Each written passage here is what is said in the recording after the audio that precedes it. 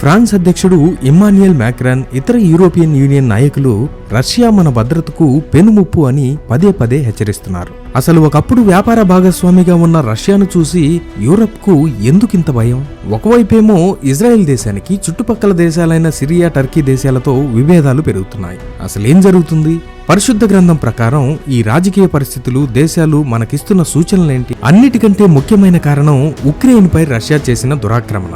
రెండో ప్రపంచ యుద్ధం తర్వాత యూరప్ లో ఒక దేశం మరో దేశ సార్వభౌమాధికారాన్ని ఎంత దారుణంగా దెబ్బతీయడం ఇదే మొదటిసారి. ఈ రోజు ఉక్రెయిన్ మీద దాడి చేసిన రష్యా రేపు తమ సరిహద్దుల్లో ఉన్న పోలాండ్, లాత్వియా వంటి EU దేశాల జోలికి రాదని గ్యారంటీ ఏంటి అనే భయం వారిని తీవ్రంగా కలవరపెడుతోంది. ఇది వారి భద్రతకు ప్రత్యక్ష ముప్పు.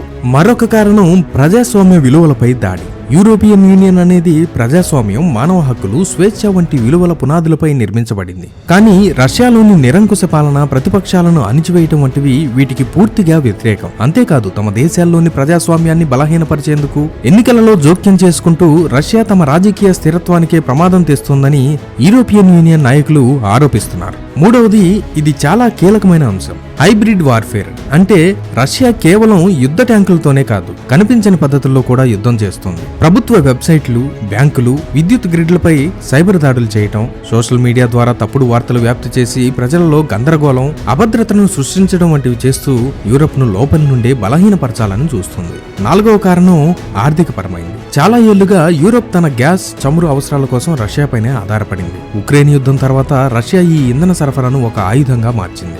గ్యాస్ సరఫరాను తగ్గించడం ద్వారా యూరప్ ఆర్థిక వ్యవస్థను దెబ్బతీసి వారిని రాజకీయంగా లొంగదీసుకోవాలని ప్రయత్నించింది. ఇది వారి ఆర్థిక భద్రతకు పెనుముప్పుగా మారింది.